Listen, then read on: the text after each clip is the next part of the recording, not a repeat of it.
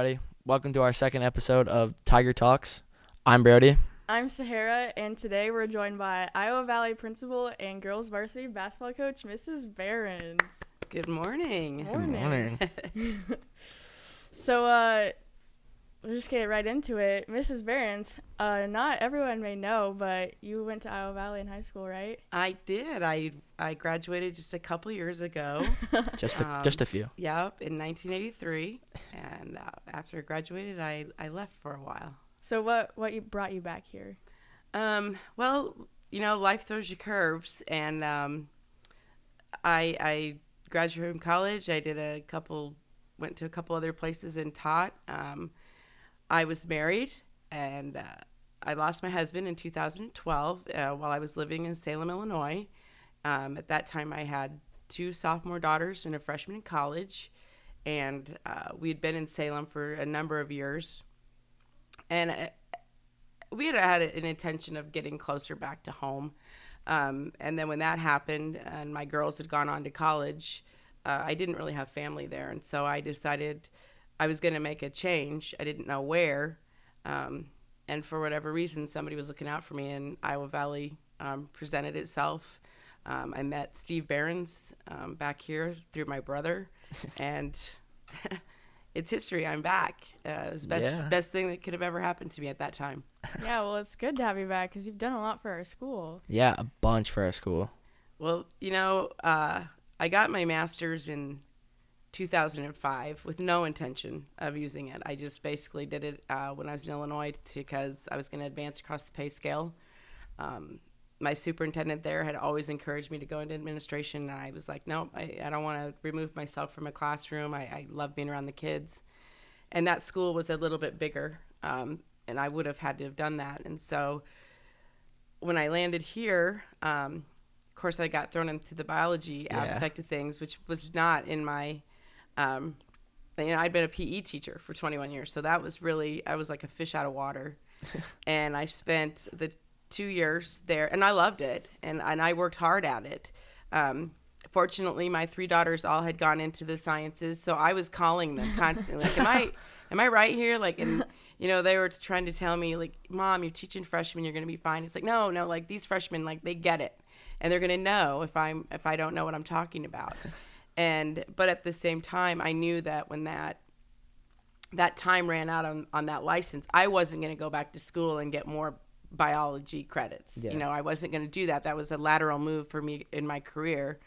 Mr. Creeman and Mrs. Jones were the administrators at that time, and Mr. Creeman had talked to me a number of times about he was looking for a superintendent's position. They knew I had my admin, and he encouraged me to apply when he got ready to leave. And so I was like, okay, I'm going to do it. Yeah. And it is the best thing I've ever done. Like, I cannot say that there's been a day that I have not loved since I've taken over as an administrator at Iowa Valley. And I still feel like I get to be a part of the students here because of the size of the school. And that is very important to me. How kind of was that change from teaching classes to being a principal? It really, I think because of all the years of experience that I had, and then the fact that I spent 2 years here where I could observe and I got to know everybody, but yet I wasn't here long enough to get into a rut or feel like you could just see that there was change to be made that was going to be positive.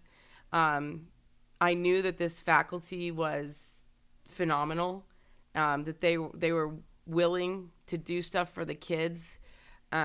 So it wasn't as scary as I think it would have been if I'd have just gone somewhere where I didn't know anything. Yeah. And knowing this was home, and even though you've been gone for a long time, you still know the history, and I knew the traditions from way back when, and I had seen how some of those had gone away and how we were going to bring those back. That was comforting, I guess, to me. Mm-hmm. Yeah. So what is your favorite part about being principal here? Every day, I'm always looking for new things to try to do. Doesn't mean that they're all great. But I think that you're always looking to try and make things better for the kids, you know, getting to know kids, all of the kids, not just in a classroom, but, you know, I like walking around in the lunchroom. I like being at games. I enjoy, you know, just having that opportunity to see them in all aspects of their lives. And, you know, it's not just the discipline part of it. There are so many conversations that I get to have with kids that go beyond that, and just thinking that you can make a difference in some way, however that is. I feel like with you as principal, like, no idea is, like, too crazy of an idea. Like, this class, like, you're the reason this class is here, because you just, like, are so motivated, I feel like, just to make our school a better place. Well, thank you. You know, there's just so many things here to shout out about. Mm-hmm. And, you know, the sky's the limit. You can't, I refuse to let people say, well, this small school, they don't have the opportunities. We have the opportunities. And, you know, if somebody comes to me and I think it's a great idea, or even if I don't, if it's something they are passionate about, I'm going to do whatever I can. You know, sometimes you meet a roadblock, but there's also ways to detour. This was on my back burner from the day I got here. You know, the biggest thing, it wasn't met with resistance. It was, how are we going to fit it into the schedule? Yeah. Mm-hmm. Because with our English teachers and so many electives, it was, how are we going to do it? And then, you know, Mr. Sobers and I had a number of conversations about it. We threw it out there. And then to have the Bishop Scholarship Fund come in, mm-hmm. that was just fate. Yeah. For that to happen, you know. It couldn't happen at a better time. So, like I said, sometimes things work out because they're supposed to. And this is I just smile every time I see something from this class, you know, take place. Yeah, definitely. I always have people, like, sometimes even from other schools, just, like, complimenting us. Like, I love these videos that you make, like our last podcast. Like, that was a big thing. Everyone loved that, and it's just fun to have something like that here, you know? Yeah, it is. Definitely. And, you know, I think doing things like this, people get to see another side of us. Yeah. You know, than just that business type or the coaching aspect. Like, we have a lot that has happened in our lives that make us who we are, mm-hmm. as professionals. And you know, I always have to hold back every once in a while when you get that, that teacher doesn't like kids, or it's like, no way, man. Yeah. Like, people don't go into education without loving mm-hmm. kids and what you can do for kids. So there's something that is in a teacher that just makes them special, in my opinion. Yeah. I feel the teachers at our school, they do a lot. I don't know if I would, any teacher I would not trade, because our school, it's pretty great. I love it. I would not even want to go anywhere else. I'm not just saying this just because you're sitting there, but, like, I've thought about this, like, a lot. I would not want to go to any other school, because every day is just fun at school. And you know, you make it what you want, you mm-hmm. know, and you hear me say that every day. You make it a great day or not. Really, the choice is yours. Yeah. You know, you could come in, obviously you can tell I'm not feeling the greatest today, but that's not gonna keep me from being positive. And I think, you know, everybody has obstacles. You know, we all have. I've overcome several obstacles in my life, but you can choose to hate everything about every day, or you can choose to say, you know, this is a day that I'm going to find something positive in it. There's not a day that I don't go out of here that there's not something that has made me laugh or smile. And you can choose not to do that, but you are totally in control of, you know, if I see a kid having a bad day, or I can cheer them up and make them laugh, I'm going to try to do that. And it's just, I'm with you. I think that there's no faculty here that I've ever asked to do something that has been like, I'm not doing that. Yeah. They are so giving and so willing, and that's what makes it fun, in mm-hmm. my opinion. Definitely. So, almost a little bit past the middle of basketball season. How are you feeling about that? Well, we're 9-3. Yeah. That's pretty good. It is good. And, you know, we've got a group of kids that just come in. Of course, most people know this is like, I've been coaching for 100 years. I guess 35. Sometimes it feels like 100. And I've had the privilege of coaching Division I athletes. I've had the privilege of coaching kids that just played basketball and that was the end of their career, junior college, you name it. I've had athletes that can go out and, knock down 40 points a game. And I've had years where I have a team that I'm not sure how they're going to score. So I've had every single thing thrown at me. And this group of kids is no different. They come in every day. We don't have that one kid that's going to knock down. I never know. One night it might be somebody's going to knock down 20. Some night we're going to hit 7 threes, and the next night we're not going to hit any. It's a flip of a coin. But one thing I always know with this group of kids is they're going to come out and they're going to give you 110%, and they're never going to stop. And even on their worst nights, the 3 games that we've lost in different styles. We played English Valley and we beat ourselves at 40 turnovers. I mean, that how we were even in the game, I don't know. But we had a chance to win. But it wasn't like we went out and said, hey, we're just going to turn the ball over tonight. Yeah. They were still working their tail off. It's just one of those nights. Belle Plaine, we had a really cold shooting night. And then we go up against Mount Vernon or Montezuma, and we handled that. We had the lowest turnovers we've had all year. We had 7 turnovers. Yeah. We played a phenomenal game that way. Defensively, I couldn't have asked them to do anything. It's exactly what I asked them to do. But we couldn't throw the ball in the ocean that night. We were 5 of 22 from the free throw line. It wasn't like the kids walked up there and said, I'm going to miss this free throw. Yeah. I don't care. Yeah. We practiced free throws, and that night they just weren't going to go in, And they take that to heart. But they came in the next day, and they got right back after it. And we just got a bunch of blue-collar kids that aren't afraid to go out and work, and they're never going to quit on you. We've had a number of come-from-behind wins this year. So I always know they're going to play till the end, and we'll see what happens. And, we'll head to Sigourney tonight and see what happens. And if we're ready to go, good things are going to happen. Hopefully, get that W. Kriegel also had one question for you. Oh, I'm sure. Oh, he had one. Let It me was, guess. I believe it was something about who do you think on the team would get the most fouls? Like if there was no foul, like 5 you're out, who do you think would it be? Oh, if you let Maddie Shea just go out there, she would probably rack them up. Yeah, that's what he was thinking. She's pretty feisty, but she's a hard worker. Yep. I feel like a lot of our, I don't know, I guess I don't go to the practices, but our basketball girls, they put in a lot of hours. They do. They put in a lot of hours. They work hard.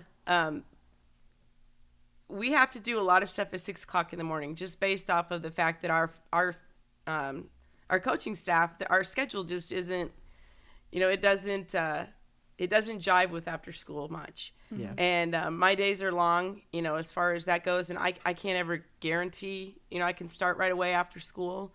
Coach Young, she's at the city, so her work schedule kind of interferes, and then Riley Bradley is at the hospital. So, and then we've got a bunch of girls that are just involved in a number of activities. They're involved in speech, they're involved in drama. We've got some in color guard, they're just always busy, and a lot of them go up to Leanne School of Dance. So on Wednesdays, we're totally locked on 6 in the morning, but they never complain. Yeah. They just do it. Like, that's what's going to work for us, and that's what we're going to do. And as a coach, you're lucky if you get that, At our school, I feel like that's one of the best things at our school. You can be in everything. And we make it, like the coaches, they make it work for everyone to be involved as much as they can, which I really like that. Yeah, absolutely. And you have to. You have to be willing to – you want your kids to be involved in everything.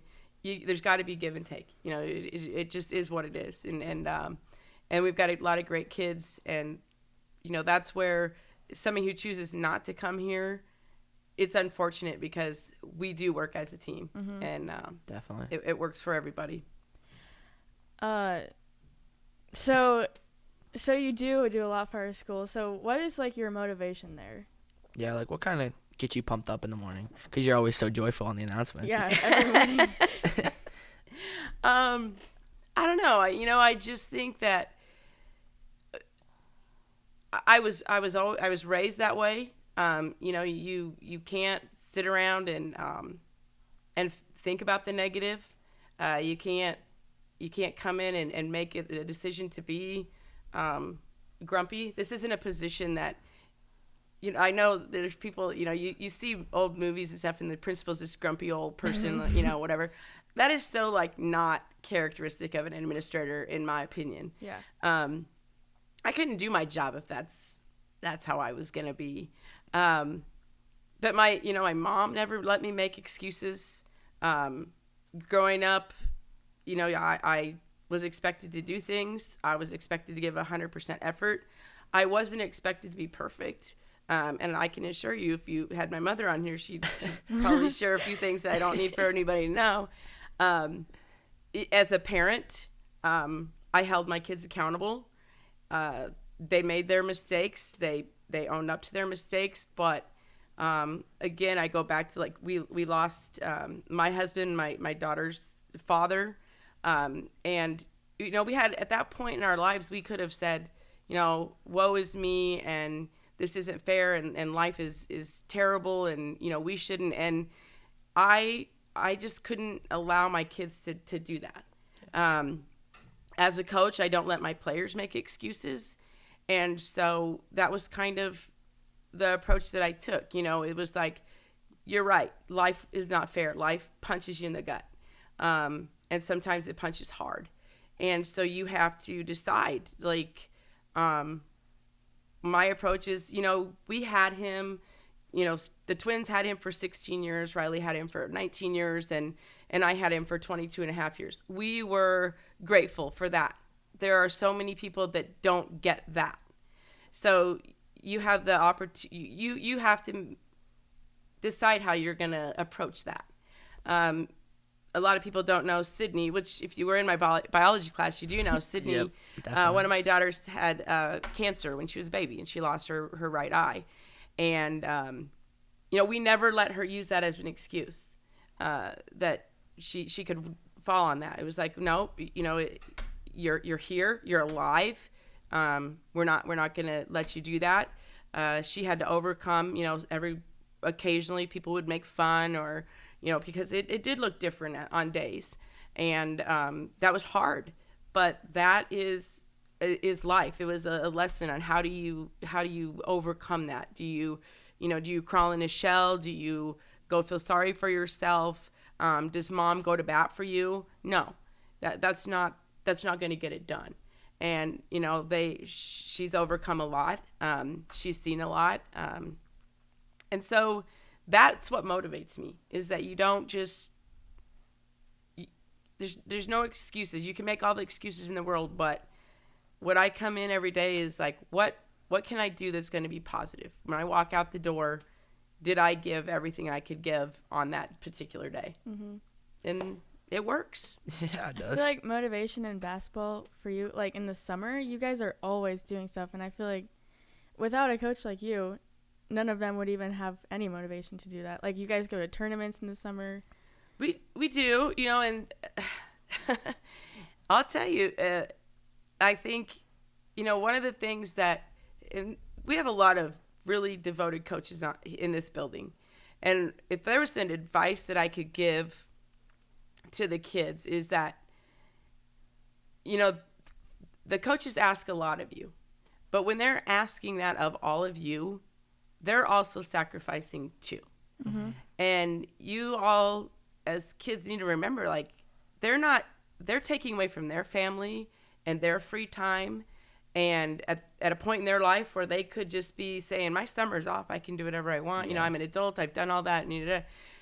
We have coaches that are so committed, and even though that takes a lot of our time, I thoroughly enjoy that. My husband says, do you ever not work? And it's just like, but yeah, I guess I don't look at it as work. It's it is work, but it's all I know. And that's all our coaches here know. Like, they just know, like, give. And, as as teenagers, sometimes I think it's easy to forget or to even take a step back and look at what all your coaches do. Definitely. Especially at our school. Like in the summer, there's always people in the gym in the mornings, or like the Wednesday morning, what do we call those? Wednesday morning workouts. Yeah, when everyone. When we're down at the track. Yeah, everyone's there. Like it's not just like, some people can make excuses and stuff, but it's like everyone's in it together. Everyone is at the track on the Wednesday mornings, or at any morning. There's always someone in the gym. Yeah, someone's always doing something. It's a busy place. It is, definitely is. So, I guess our place, Iowa Valley. Do you have any changes or that you like that you want to make, or in the making, or? Well, I'll tell you what. There's a lot of things I wish that we could do. Yeah. Money plays into a lot of it. With the addition of Mr. Reingens to our staff, he's got a vision that matches mine on things that we can do. This is a great building. If somebody asked me, don't you wish you could have a new school? My answer is no. I don't want a new school. This is a beautiful old building with a ton of tradition, but it needs to be updated. It needs to do that. And he agrees with that. And it's going to take some work, but you've seen the changes that we've made and that I think the kids take pride in. And is it a slow process? Yeah, we can't do it overnight, but I think you all know that we're gonna get it done. And, of course it's a bummer when you don't get it done before you leave and you walk in, it's like, well, why didn't, I'm listening to my nephew, Garrett. Yeah. How come you didn't do any of that when I was here? Well, you came in when I just first got here, so whatever. Yeah. But I also would tell the story when Garrett was a sophomore and I got hired here. I didn't tell him right away that I was going to be here. Mm-hmm. And he found out and he was mad because he's like, I don't want my aunt in my school, Yeah. And then by the time I was there, he was okay with it. But he would be like, why'd you tell that story? He was a brat. But no, I think that there's a lot of things that we can do just with the looks of the building. We're always looking to add new classes. That to me has been probably the biggest factor that I'm proud of, is that if a teacher has an idea, like you said with this, we've been able to add several classes and opportunities for kids. So if we keep working and we get some consistency in an administration, we're going to get to do a lot of fun things, I think. Definitely. Even like the small things, like the paintings on the walls, like just small things like that just make it more enjoyable. And then even like the classes, like my brothers, they were in high school in like 2013, 2014. They always say like, oh, I did not have that in high school. You guys are so lucky. It's honestly just like our principal. Yeah. Like the changes you made, like with the trick or treat with the tigers, like that's huge. Like the community loves it. Yeah. And isn't that fun? It is fun. Decorating, and all the kids come through, it's awesome. And the winter wonderland and stuff, like everything, when we get to decorate the whole school, like even if there wasn't like an event, just decorating the school for holidays are so fun. Like, it is, isn't it? It just gives you a little bit of a boost, and I think that's important. I think that's important to the culture of your school. School isn't supposed to be drab. It's not supposed to be boring. It is supposed to be fun. And when I went through here, I have a picture of when I walked across the stage, and I was just sobbing like a child, because I didn't want my high school days to end. I loved every second that I was here. Don't get me wrong. I had my moments where I had the girl fights, or I got in trouble, or I was a little mouthy in a class and I got in trouble, and my mother, was there to meet me at the door when I got home. But I wouldn't, if I had to go back and do it over again, I would do it, and with no regrets. So that is ultimately the experience I want our kids to have. Like, if you could come back, would you come back? I will ask all of you as seniors, and Ms. Thiessen and I have always said, as seniors, give us your feedback. If you could change something, or what is it that you really liked, we need to know that. I want to know that. I can't make things better if you don't talk to me. And that is absolutely, I stand behind that. I I can't fix everything, but I'll try as hard as I can. And I think that people know that. Yeah. I definitely think that's huge that you like talk to the kids and ask what they want. Like, it makes it so much more enjoyable when you ask and then like we get something cool, like the painting on the walls. Like, that's just something neat and cool that I like seeing every day. You know, and I grab a brush. You know, the first year I think I painted Miss Tiffany Peterson and I did all those stripes that first year. Yeah. And, you know, it's like I don't ask people to do anything that I wouldn't be willing to do. You know, nothing. I don't feel like there's anything that I'm too good to do. Doesn't bother me to pick up a mop and mop someplace on the floor. I wipe lunch tables. I sweep the lunchroom floor. That's not above me. I'm just a person just like you are. And so that, you know, I think I try to represent myself that way. And I think that makes you human. Yeah. And that's important. Definitely. Like, going back to like the decorating the hallways and stuff, like just like the small things that we do at our school, like when all the Christmas lights are up and like the main lights are off, but the like Christmas lights are on, like even during Halloween or Christmas, like just like the feeling you get and everybody's just like looking at it, and I just want to take pictures of it all the time because I want everyone to see that how cool our school is. And like, or like homecoming, like my freshman year versus now, like how it was this year. It's just we've done so much more, like especially with like student council and stuff, vice president and president. Yeah. Definitely. But like anything we ask, we can make it happen.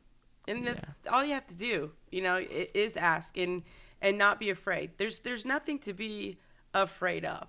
You know, if it's a reasonable request and it's doable, you know, let's talk about senior lounge. Definitely. You know, I was happy about I've that never one. heard of You know? anyone else having that, but I think that's just so cool at our school. and it's like how, you know, this room was where we originally started, and we had to occupy it differently, and then COVID interfered, and then it was like, here, what is the solution? Like, what can we have? You know, we sat down and we decided that together, and that I think was probably a huge.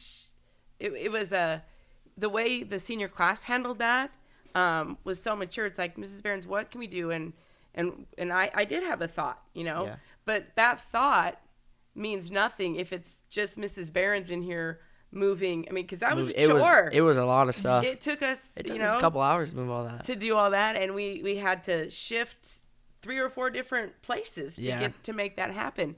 But when I said, this is my proposal and this is what I think we could do, but it's on you guys to come in and make it happen. And I pull in that Sunday and I'm like, okay, if there's 3 or 4 kids here, this isn't gonna happen. And what do we have? 18, 19? Yeah, there was a bunch of us there. You know, and it was work, but you guys have a great space. Yeah. You know, and you take care of it, and you earn that. And so the respect goes both ways. You know, and that's where you know, I'll walk in there and sit down and chat with you guys every once in a while and make sure the trash is dumped. And that's our one problem, the trash. Otherwise, it's okay in there. Things like that make me excited to be a senior, but also sad because I don't want to leave. Yeah, this year's gone by too quick. It is going by already quick. the second semester. I'm gonna miss it, but I love it right now. You know, you will, and you'll take away a ton of memories. I mean, if the walls could talk on some of the stuff that took place in here, I'm telling you what, man. Dr. Doherty probably could tell you a tale or two. Although he's getting up there, you might not remember. But you'll have a lot of memories. You have so much to look forward to. You know, you guys are going to go on to the next thing and the next thing, and life is good. It's going to throw you punches, but you will remember things that coaches and teachers have told you over the years, and it'll get you through. You know, I still laugh. I get text messages from old players. I had one just not too long ago, and she graduated with me in 2005, and she was taking some exercise class. So, you know, she's a grown woman now. You know, she's like, we were doing this, coach, and she said this instructor's yelling, doing this, and she's like, in the back of my mind, I kept thinking, man, that's Coach Holst over there saying, don't you stop, you know better. She goes, Nate just got me through because I could just hear you on that track yelling at me on that 200. And I was like, see, you know, I wasn't just being mean to you. I knew. Exactly. I feel like coaches have a special place in players' lives. Because, like, even, I know, like, at wrestling practice, like, Kriegel always has these speeches, and, like, I think about him a lot, and I feel like stuff like that I'll just have for the rest of my life. 100%. And they are absolutely spot on. You know, like, the experiences that we have had, you know, and I've talked about it, in there is, you know, what you know and what you don't know. But when we lost Scott, it was right before Christmas, and he was my assistant basketball coach. And so we were in the middle of our season, and in Illinois, we always played a Christmas tournament, and it took place right after Christmas. Well, he was killed on December 20th. And so here you are, you know, right before Christmas, and you got two 16-year-olds and freshmen in college, and then you've got your whole team of daughters, you know. Yeah. And it's like, oh, wow, you know, and your whole world is just rocked. And at the same time, it's like you gotta think about the holiday. And so we were trying to get everything done. Not that we were trying to rush, but I did not want my children to have to equate Christmas Eve and Christmas Day with the death of their father. Mm-hmm. So we're doing all that. And then we have this tournament that is supposed to happen right after Christmas. And, you know, my athletic director says, hey, we'll cancel. You know, we are not going to make you go to that. You know, everybody will totally understand. And my daughters played for me. They were sophomores. And I said, you know, I can't wrap my head around it right now. I said, I just need to talk to the girls. And I said to the girls, I said, you know, Coach Stewart says we don't have to play. And the twins, Sydney and they looked at me, and their eyes were just huge. And they said, Mom, Dad would be so mad if you did that. You've never allowed us to quit on anything. You know, you preach and preach to our team. You don't quit. You don't throw in the towel. You know, we have to play. And I'm like, okay, you know, you're right. I always have preached that to every kid that's ever played for me. And you're right. We're not gonna bail out, and we're not gonna upset the apple cart for this other 8 teams that are in, or the 7 teams that are in the tournament. Like, you're right. We're not gonna do it. And I'll tell you what, it was the hardest thing I ever did, is to walk in that gym without him, and then to go in and play that game. And we always left that seat open the rest of the season. But those kids drove me, because that was the one time in my life where I could have said, nope, we're not gonna do it. And they said, nope, that's all you've ever preached. And I vowed to do it, and it was tough.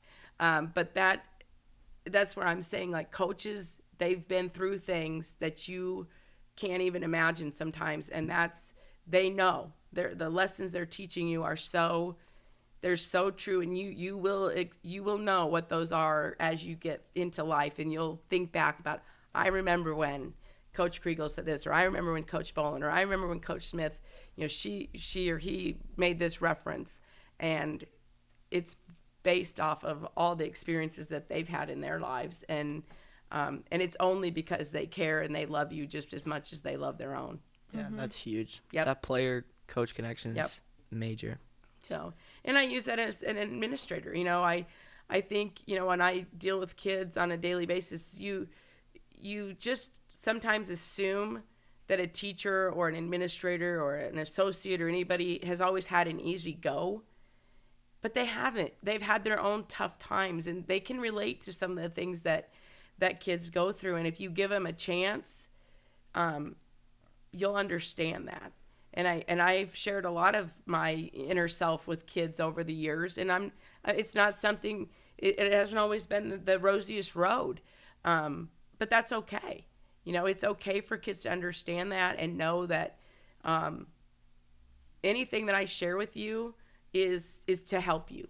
And it's not always, you know, to be a Debbie Downer. There's a positive that comes out of everything if you allow it. Definitely. Yeah, I agree.